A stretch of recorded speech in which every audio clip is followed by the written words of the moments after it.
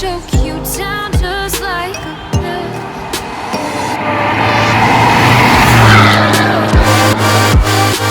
Right, so this is my 2007 Seat Leon Mk2. I'm going to do a walk round of the car and basically just give you a bit of information on it, prices, modifications are for it, and that way if anyone ever wants to pick one up or wants to know roughly how much it is to tune a 2-litre TDI, they'll have a rough idea. Let's start with the engine. Let's crack the bonnet open. Right, so on my Seat Leon, I have a painted manifold that adds at least 10 horsepower. I have a Audi A6 2-litre TDI manifold instead of the 170 plastic diesel one, although they're both diesel, just because they're stronger and more reliable. I have a EGR blanking plate instead of the straight through EGR, just because that way I can still keep all the piping without taking it all off. I have a catch can, that one there, which is circulating all the oily turbo air instead of going through the turbo and clotting it up, going straight out. We have a panel filter instead of a induction kit or a standard air filter, which is lifetime guarantee, so it's a case of washing it out and drying it and putting it back in the car. It's got a hybrid turbo from a 123D BMW coupe, which you won't be able to see it, but it's right at the back. It's got a different intake, different downpipe, but yeah, it's got the internals of that one in it, so it's a hybrid. And that's sort of it for the engine, really. It's obviously been remapped. It's got a different exhaust, but I'll get to that in a minute. Okay, so what I am going to do, because I like modifying cars, and I know other people like modifying cars, is you never know how much it costs. There's a lorry. I'm going to put a price list of roughly how much all these parts cost, just so if anyone buys or wants to buy a 170 TDI, there's horses. Right, so the horses are gone. What I'll do, yeah, I want to include a price list, just so, like, for example, if someone wants to change the turbo on their car, if they want a different manifold because it's more reliable, or just any part on this car that you think, oh, I wonder how much that cost, or even, you know, just like the honeycomb grille, just anything. I didn't know how much it cost until I went out looking for it, but it's just, I think it's ideal to have it in just a video, and just you can just watch it and know, okay, he spent, you know, £2,000 on his Seat Leon to make it look or go as fast as it does, and I feel like that's just what I'd like, so that's what I was going to do. Damn it. We'll start from the front of the car. So I've got a eBay honeycomb grille. I do want to get the linear grille, but that only cost me £28. I've got 4D number plates, which is the plastic with the gel on top. They cost me £55. I got my girlfriend bought me private plates. I've got the Maxton Design splitter, which did have the little emblem here until it flew off. I have got a sticker to prove it. I've got Energized custom headlights, which were £260. Wait, I'll put the indicators on as well.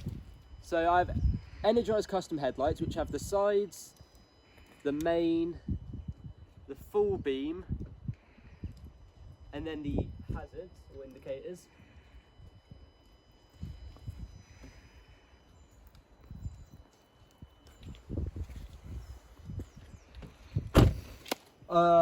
I got the Fiberworks fiberglass wings, which we are changing. We're getting different ones sent down, but they just add that extra little flared sort of British touring car look, which I love, and I think it looks awesome. They were, I don't actually know because it was a girlfriend's present, in between £200 and £300. I'm sure she'll put it on the screen.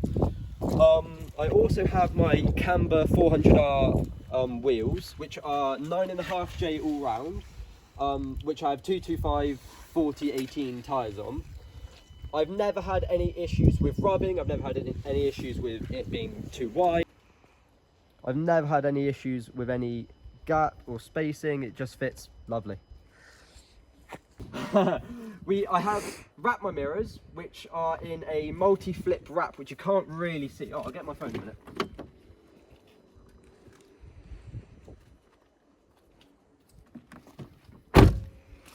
So I don't know if you can see that on camera. Yeah, there you go. So I have their multi-flip wrap. Obviously in the dark it just looks great, but when the sun shines on it, it looks amazing. That cost, I think well actually it was for free because they just did it for us, but I think it would cost around £30 a mirror or £20 a mirror. So it's not too pricey. High-speed wind deflectors, only because my Hiko ones flew off on the Link Road, so I had to replace a whole set, which is always fun. You can never just buy one.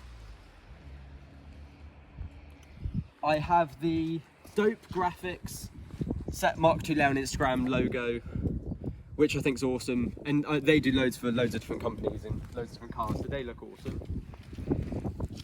I have the Bee Sting aerial, which was £25 I think, and I think that's genuinely from the Nürburgring, but it doesn't say anywhere, but I'm pretty sure I genuinely got that from the Nürburgring. I have the British touring car style wing, but it's just an eBay fiberglass, sanded down, prepped and painted, just because I didn't want to pay £150 for a spoiler. Got the Speed Hunter sticker, which is just a sticker, that cost me £20. I quite like the carbon on the sort of tinted window look, that's nice. What else we got? So coming to the back of the car, wiper delete, that was a fiver. I need to actually get the Killer Wipers wiper delete because it sits flush, but that was all I had at the time.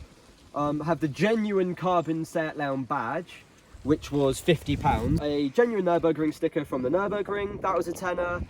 I had an all gloss black FR badge, but the F's come out. That was, I think, a fiver. Obviously, still the 4D plates, the painted rear diffuser, which, well, not rear diffuser, but just rear part of the bumper, which was an extra £100.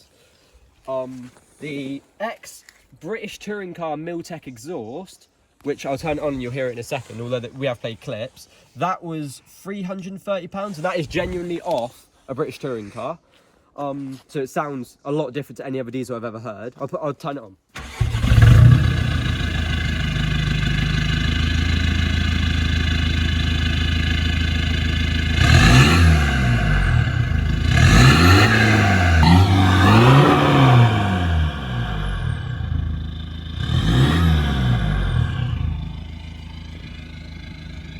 So suspension wise, I'm running standard but performance upgraded front suspension and adjustable springs and upgraded shock on the rear. I do want to run my adjustable coilovers on the front, but at the moment I just don't have the sleeve to go on them.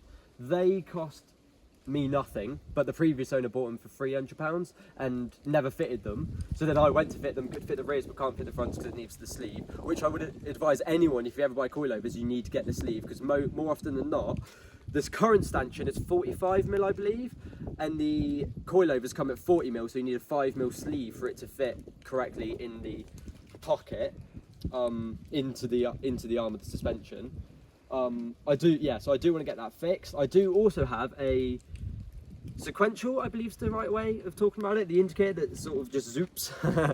I do have one of them that I do want to cut into my fiberglass wing, but there's no point in doing it into this one because this one's going and we're getting a different one. But I do need to do that. I would like to buy the linear grille, as I said earlier. They are high, they're expensive. They're probably about, genuine from Seat, I think it's £150, but if you get them pre-owned, they're probably 90, 80, 90, if you're lucky, if you can find one. Tyres for these cars aren't too bad. You can go budget or you can go top end. I feel like that is quite good. They're quite general specs.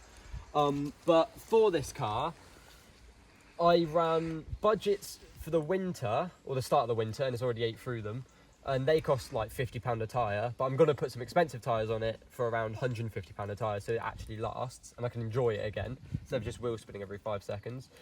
But that's just what you get for running 312 brake. But I feel like even at 312 horsepower, it only slips in first and second, third, fourth, fifth, sixth, it's absolutely fine. So if you did need to run budget tyres, or you're thinking about running decent power with budget tyres, you're going to be fine. They're not that bad. I feel like the road noise isn't that bad. They're just genuinely decent. Other than sort of cornering, if you're cornering hard, you find they just sort of slip wide. And early gears, if you're doing track work and you're going up the gears fast, it's just gonna spin. It just doesn't grip. But I wouldn't not recommend budget tyres. I think they're fine. I think for day-to-day use, they're better because you're saving a lot of money and it's not that much different. But that's, yeah, down to you. Okay. So the only thing I fitted inside the car is a short shifter, which literally more than half halves the throw of the gear stick. So third, neutral, fourth, neutral. It's probably the same, like that would be to neutral to third in a normal gearbox, and this is just bam, bam, bam. And that's about it really inside the car. And I think overall, that's it for the car, other than I fitted a stereo system. That was £220 for the touchscreen. It can play movies, I think, if you press that button. Yeah, and then you, oh yeah, you can adjust the height it sits at. Get it back. And then if you want to watch a DVD, it just pops out. It is super smart. I feel it is definitely worth the money. But only if you do long journeys. If you don't really care, you can get a standard one and it does the same thing. There we go. I fitted a sun strip as well. I feel like it makes it feel like you're on a race car when you have the sun strip. Just cool. It's just cool. What else is there? I've had it remapped and on a rolling road. That cost £300 to have it remapped. I didn't have it remapped, my dad did when he had the car because I bought it from him. So when he had it remapped, I think it cost £300, and we have a printout of it doing 312 horsepower and 530 foot-pounds of torque. It's on a stage 3 clutch. Fit a stage 3 clutch to it, which cost £300. No, that cost £500 and £200 to fit. And now we have to buy a new one because it's starting to die, starting to slip, which is not ideal. Yeah, that cost £500. And then, yeah, I think it was £200 to fit. Or maybe I had something done at the same time that made it cost that much.